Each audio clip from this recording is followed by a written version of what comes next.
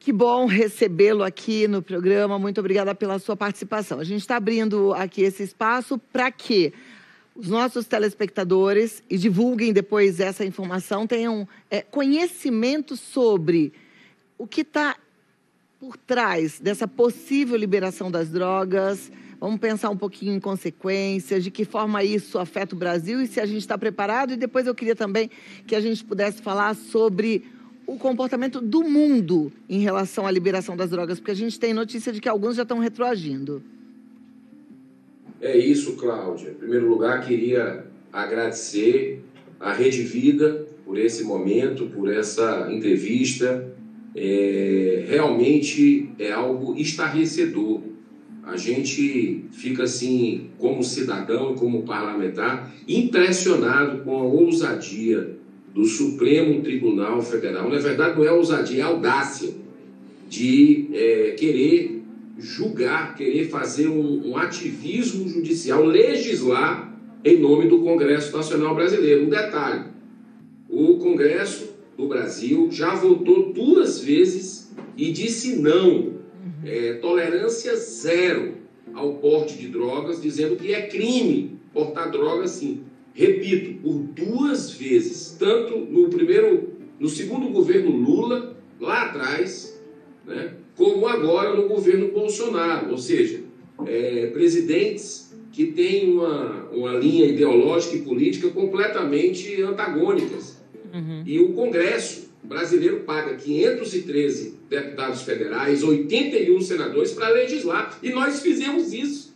Nós legislamos dizendo não, né? E agora vem esse recurso extraordinário, sabe lá de interesse de quem? Para mim, é interesse de lobbies poderosos, porque os países que fizeram essa descriminalização foi uma tragédia humanitária, mas tem aquela turma que fatura com isso, que são empresas, algumas do Canadá, outras empresas americanas, que com esse mercado de maconha acabam efetivamente faturando bilhões e bilhões de dólares. Não interessa quantas gerações nós vamos perder.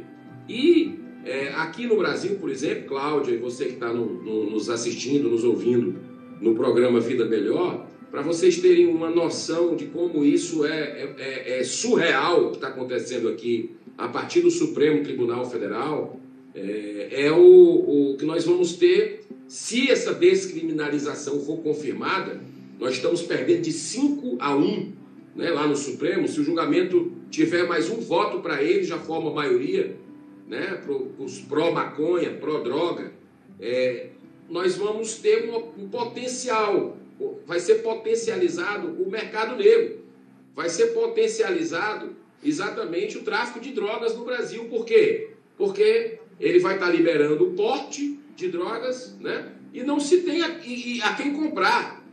Olha que coisa tupiniquim, que coisa sem lógica, né? Então, eu espero sinceramente que o Senado reaja, né? Nós já temos uma PEC aqui, que é de autoria do próprio presidente da Casa, Rodrigo Pacheco, no ano passado.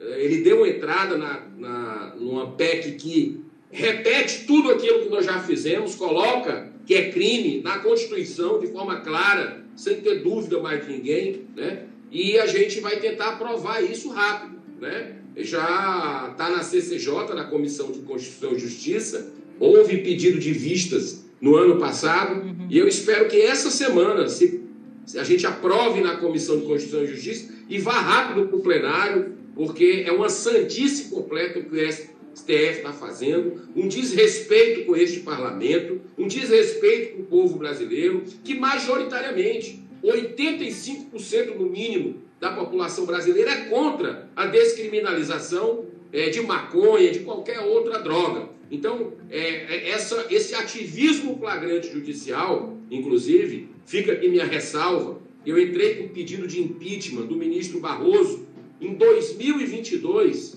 e citei justamente a suspeição, que ele deveria ter se declarado impedido, o impedimento dele nesse processo, que ele votou já, não era para ter votado, porque ele fez palestras em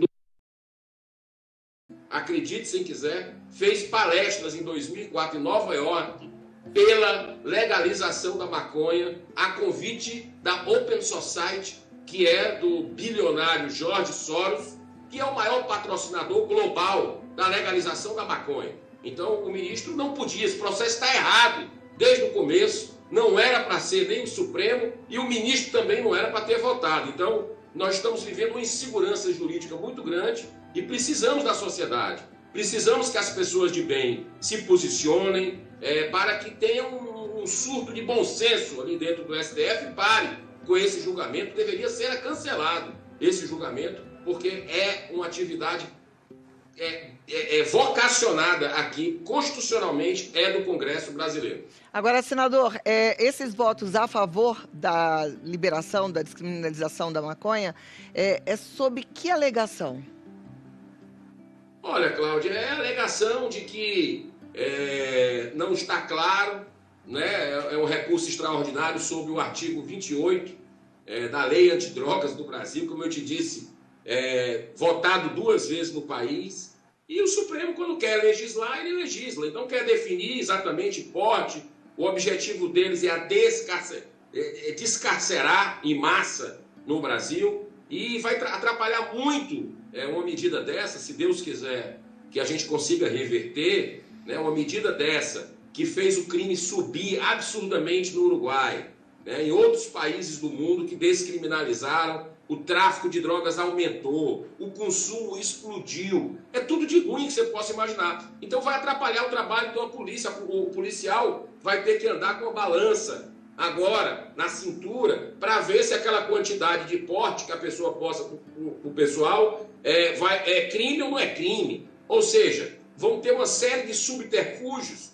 né, que o cara que quer fazer o tráfico mesmo, ele vai andar contratar aviãozinhos, várias pessoas para andar com a quantidade que o Supremo definir, e vai acontecer aí uma legalização, na verdade, da maconha, da venda, daquilo que não se compra legalmente. Então não tem lógica, não tem bom senso nenhum, e eu espero que o Senado vote essa PEC, que é uma proposta de emenda da Constituição, logo, para que a gente mantenha essa linha, porque do jeito que está, já está ruim, né? A gente com essa proibição, a gente que não tem outro caminho, tem que ser proibido, mas já está ruim. Você imagina se você libera. Que mensagem a gente vai estar passando para os nossos filhos, para os nossos netos, né? Com relação à maconha, por exemplo, que não tem nada de inofensiva. A maconha é uma tragédia, é a porta de entrada para outras drogas, né? E o objetivo desses que querem a descriminalização é essa glamorização de uma droga que fatura bilhões de dólares na realidade no mundo inteiro. Senador, se é proibido, se nós aqui não fabricamos, isso daí tem que vir de fora. Então, como é que isso daí vai se vender, uma coisa que não tem, é proibido e querem liberar, agora já falam em 100 gramas cada um? Pois é essa pergunta que a gente tem feito aqui internamente. Eu sei que eles não dão ponto sem nó, né? Mas hoje, com essa virtual descriminalização, se não pararem esse julgamento, se o Senado não rapidamente julgar, não rapidamente votar essa PEC, vai comprar de quem? Né? Então eles estão descriminalizando algo que vai fortalecer o mercado negro, que vai fortalecer o traficante, a ilegalidade no país, que vai deixar os policiais de mãos atadas, com balançazinha. Hoje em dia, já não é punido com prisão quem for pego com pequena quantidade, porque a polícia tem como fazer uma avaliação, o próprio juiz, se a pessoa estava com muito dinheiro no bolso, né, dinheiro trocado.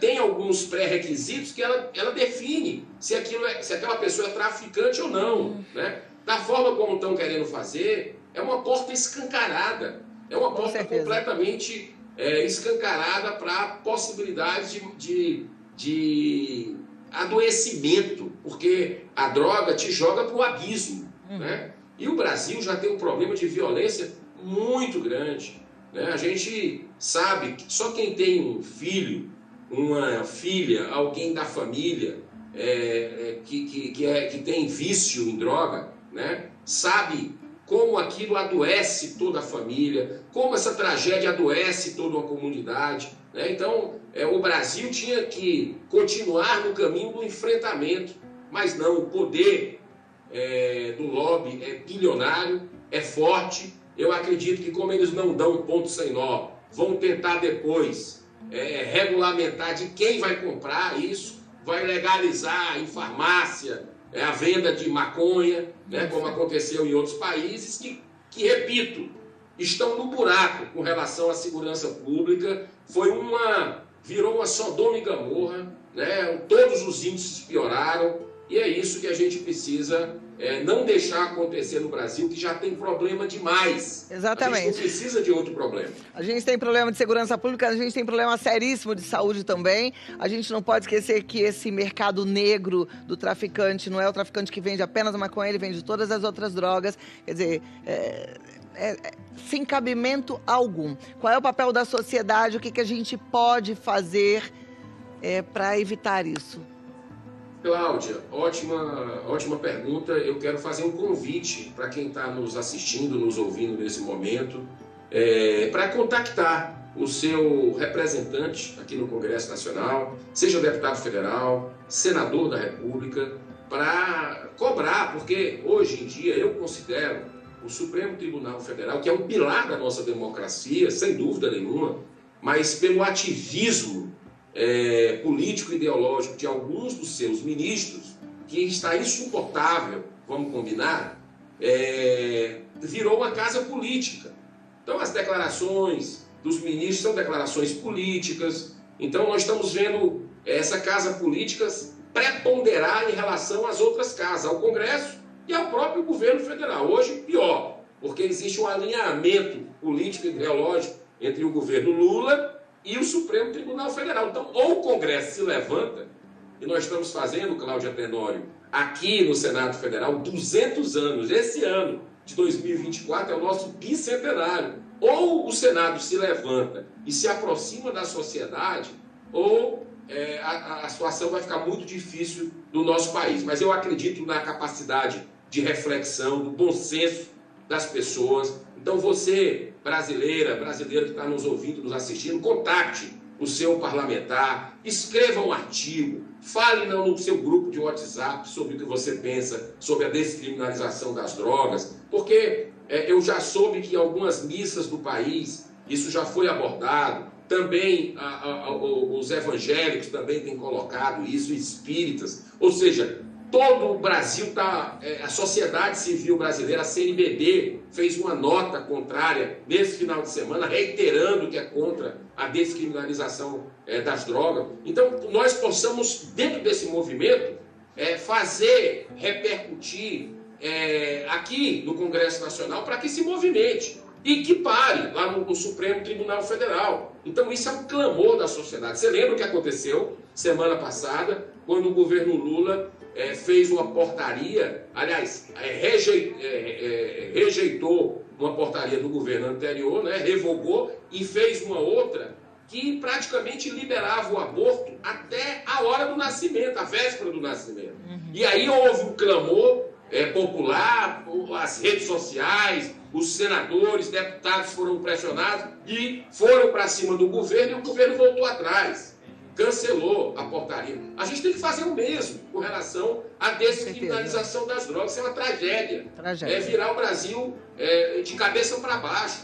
Então, que a gente possa nos manifestar, colocar nossa posição, porque está marcado para a próxima quarta-feira, depois da manhã, né? E a gente não pode deixar que isso aconteça, porque para os nossos filhos e netos, isso é deixar um país muito pior do que já está, e é um retrocesso. Nós temos que avançar no enfrentamento ao crime, às drogas, que só fazem destruir a base da sociedade, que é a família. Essa é a base da sociedade que a gente tem que proteger, que a gente tem que estimular, mas que esses donos do poder, com esses poderes de bilionários aí que têm interesses, não querem e querem ao inverso, destruir realmente. Mas eu acredito que vai dar tudo certo, que o bom senso vai prevalecer, mas a gente precisa fazer a nossa parte.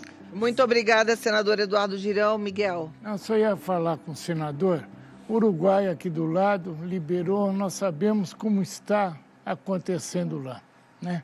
Em Oregon, estão voltando atrás porque liberaram com os problemas que aconteceram lá. Será que isso daí não demonstra que não devemos liberar? Não, tantas outras cidades, Tantas né? outras, Então, né? Miguel falou do Uruguai, que está aqui do nosso lado, Oregon, nos Estados Unidos. Se a gente vai para várias cidades, por exemplo, da Holanda, onde, né, tinha uma flexibilidade muito grande, já voltaram atrás, porque o gasto com a saúde pública é enorme, e os prejuízos com a população jovem é muito grande também. Então, a gente tem que pensar muito sério em tudo isso e, na verdade, eu acho que agora já está mais do que pensado, né? A gente tem que agir e fazer pressão. É esse clamor da sociedade. É isso, o Miguel está coberto de razão. Ele que é vice-presidente da Federação Amor Exigente sabe dos danos que acontecem na saúde mental, inclusive, né? O potencial é 8 vezes maior do que cigarro. A maconha destrói tudo que o cigarro faz, ela destrói com 8 vezes mais devastador e vai no cérebro, né? Então, a esquizofrenia. Se a gente quer uma sociedade doente, a gente é leniente com relação à droga, a gente deixa acontecer, como, infelizmente, os poderosos de plantão estão querendo, mas não. A gente não pode deixar essa porta escancarada para a droga, né? Como você lembrou agora, Cláudia Tenório, lá os cafés cannabis, lá da Holanda, já voltaram atrás, foram os primeiros, já estão diminuindo, porque o turismo foi péssimo para lá, a segurança pública. Lá nos Estados Unidos, no Colorado, teve intoxicação de crianças com chocolate de maconha, porque quando você libera isso aí, você escancara a porta para bolo de maconha, chocolate, e aí o adulto vai, come, esquece ali na mesa de casa e a criança pega. O que tem de caso de intoxicação de criança, tem matérias mostrando isso. Sabe outra coisa? Acidente de trânsito, né? Então a pessoa com a promoção disso, porque aí começa a propaganda disso aí, marketing e tudo. Não existe. Em alguns locais que eu fui visitar, em cada esquina tem gente vendendo isso. O poder é só dinheiro. O interesse é só dinheiro. Não tem interesse na sociedade. Por isso que eu peço a você, contacte os seus representantes, né? E faça o que você puder nas redes sociais, mobilize, coloque sua opinião, né? É a influência de rede aí com as pessoas próximas, e isso vai se alastrando, como nós conseguimos reverter a questão do aborto em até uns 9 meses, na semana passada. Que Deus nos abençoe a também fazer parar esse ativismo nessa semana lá no Supremo Tribunal Federal. Amém. É o que a gente espera. É interessante que tem os desavisados que falam assim, não, mas quem usa vai continuar usando. Não, é que aumenta muito o consumo. Isso é provado e comprovado. E a gente não pode aceitar de jeito nenhum. Mais uma vez, muito obrigada, doutor Miguel Tortorelli, senador Eduardo Girão. Fiquei nervosa aqui, hein? Muita coisa na minha cabeça aqui, porque realmente eu acho que a sociedade vai precisar se mover. Porque eu comecei a lembrar, veio um filme aqui, semana passada a gente falou de liberação de jogos, agora tem a questão do aborto, a gente tem questão de armas. Gente, a situação está muito séria. Muito. Está muito preocupante. Ou a gente age agora, ou a gente vai viver um Brasil que a gente não quer. Senador Eduardo Girão, muito obrigada. Um abraço, parabéns pelo trabalho de vocês. Um abraço. Obrigado, senador. Felizmente nós temos, né, quem a gente possa brigar, pedir. Senador Eduardo Girão. Aliás, tem um Instagram Osmar que é Eduardo que é Girão deputado. Oficial. Esses são os que a gente conta, que são aliados da nossa sociedade, né? Eduardo Girão Oficial. Mas a gente tem uma lista lá no site do Amor Exigente de todos que a gente pode entrar em contato, senadores, deputados, que a gente vai fazer a pressão contrária, que a gente vai falar assim, não, não à liberação. E a gente precisa subir, assim, esse clamor da sociedade, um hashtag assim, ó, não à liberação da maconha, não à liberação da maconha. E vamos tentar espalhar isso. Essa força faz diferença. Nós temos também a relação dos também tem a ministros, relação lá, né, Miguel? Tem. O site do Amor Exigente é amorexigente.org.br. Tá mais fácil do que a gente imagina. Se hoje a gente vê a tecnologia representando aí uma ameaça nas relações, aquela coisa que a gente fala, as pessoas já não conversam mais, meu filho fica na internet. Usa a força da internet agora para defender esse lugar que é tão precioso, que é a nossa sociedade, a nossa família.